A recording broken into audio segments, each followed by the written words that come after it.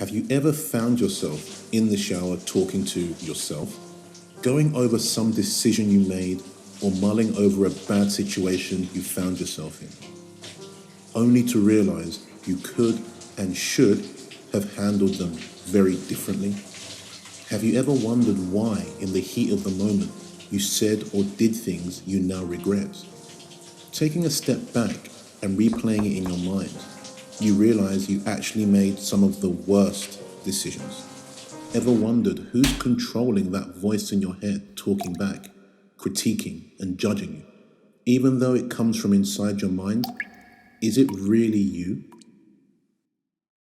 That little voice you talk to on a daily basis that seems to help you along the way and gives you advice isn't necessarily your friend.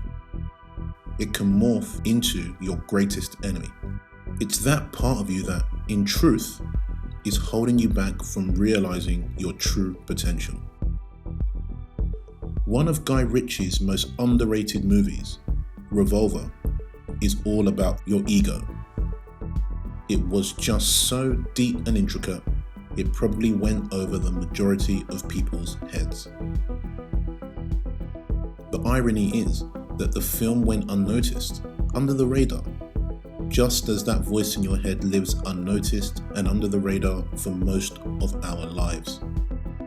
The whole movie is a metaphor for how our ego controls us, making us second guess our every decision and prevents us from doing what's righteous rather than what feels right.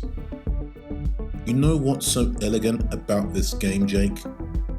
Nobody knows where the enemy is, and they don't even know he exists. He's in every one of our heads, and they trust him because they think they are him.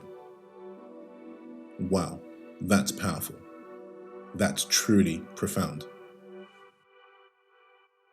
Many of us believe that we and our egos are one in the same, but if you look inside a little deeper, you'll realize this is just not true.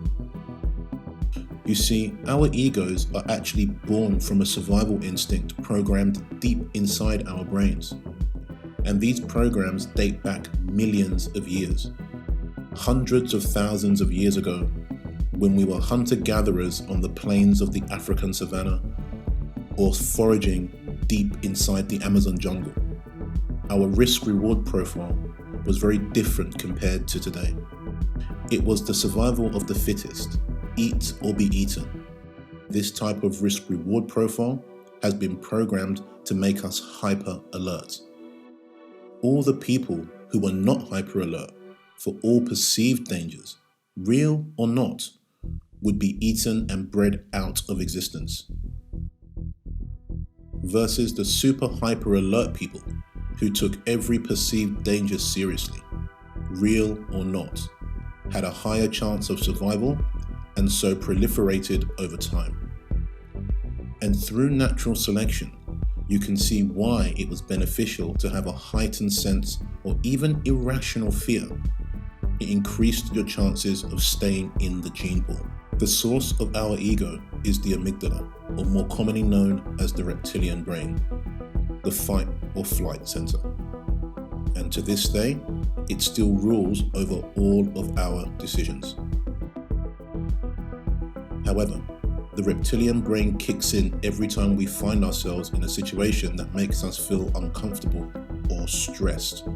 Even though what you want to do may be something positive, like lose weight, your ego is fighting against it because it sees it as uncomfortable. And since the ego lives in a very black and white world, it doesn't distinguish between trying to better yourself and hearing a threatening growl in the woods. Anything that makes you uncomfortable is equivalent to danger from the perspective of the ego. The problem is, society has evolved much faster than our brain survival programs, and we live in a world where your biggest threat each day is looking both ways as you cross the street.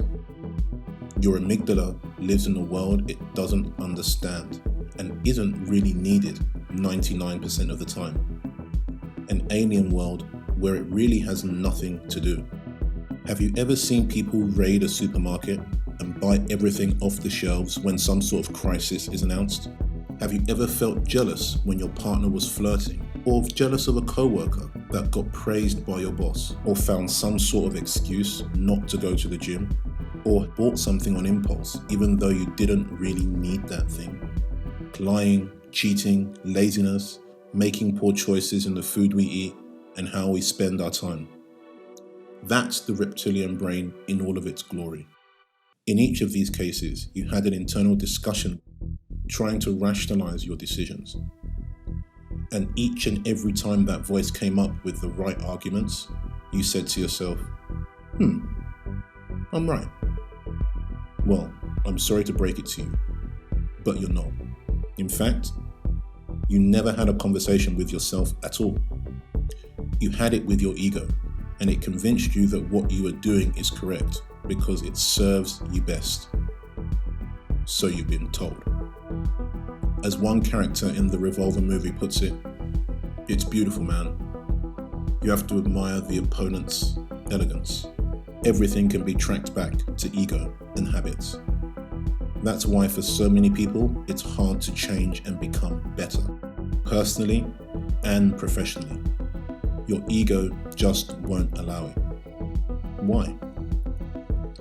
Because people gravitate to the path of least resistance, and change tends to come in only one of two ways. Consistent effort, which takes prolonged battle with a more mature adversary, or trauma. Trauma has enough of an impact to completely rewire your brain chemistry, to override your habitual behavior. However, this level of trauma comes at a very high price.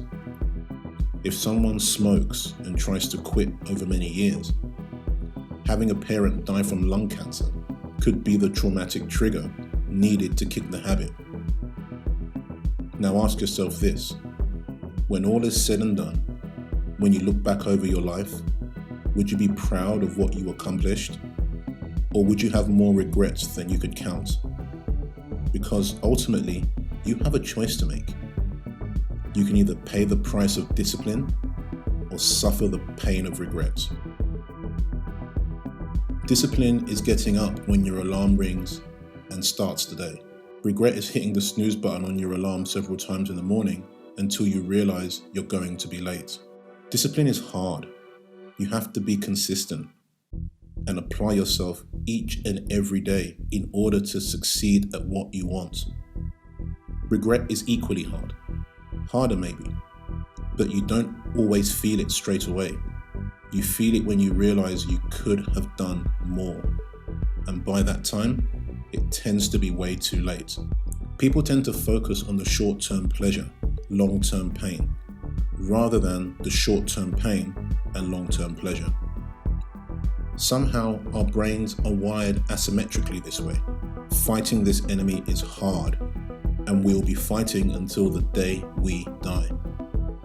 However, as another quote from Revolver puts it, if you want to get smarter, play a smarter opponent.